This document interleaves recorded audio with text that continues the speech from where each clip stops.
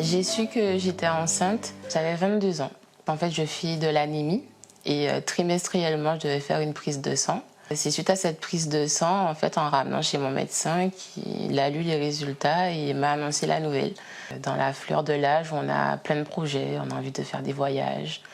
Moi, je voulais devenir ergothérapeute, donc du coup, j'avais le projet de finir mes études et de rentrer en Guadeloupe, d'ouvrir un cabinet libéral.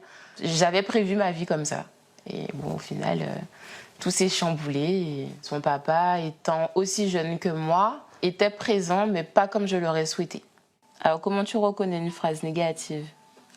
J'ai pas grandi avec mon père, donc du coup, c'est compliqué en fait de faire confiance à un homme quand on n'a pas grandi avec son père. C'est pas dans le même sens. Oui, d'accord, je vois maintenant. Quand on a eu son père, on sait ce que c'est la relation avec un homme.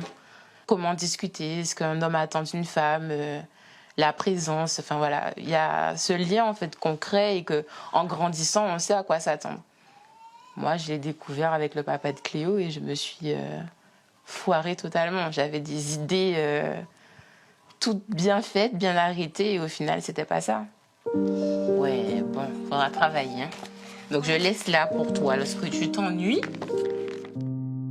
Ce qui est le plus compliqué en tant que jeune maman, à 20 ans, 22 ans, c'est le regard des autres. La pression de la famille, les regards des personnes qui vous ont connu jeunes et qui se disent, ah, tu vois, sa maman, elle disait qu'elle aurait fait ça, mais au final, regardez.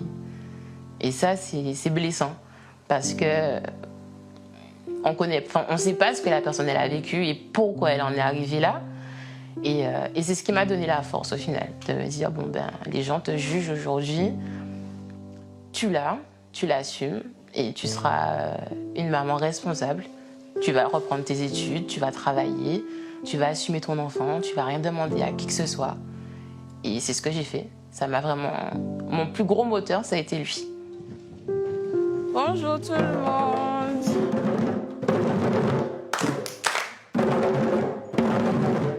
Cléo voit son père qui vit dans l'Hexagone aussi souvent que possible. Coralie y tient et s'investit pleinement dans la réussite de son fils qu'elle veut voir épanoui.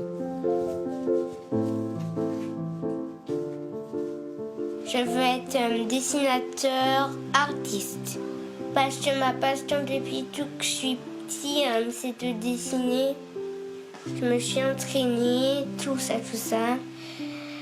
Bon, c'était un petit peu difficile au début, mais là, c'est de plus en plus facile. Il faut comprendre les besoins, les désirs de chaque personne.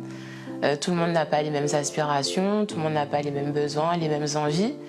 Et plutôt que de critiquer, de pointer du doigt, d'accompagner ces jeunes mères dans leur nouvelle vie, parce que c'est pas évident.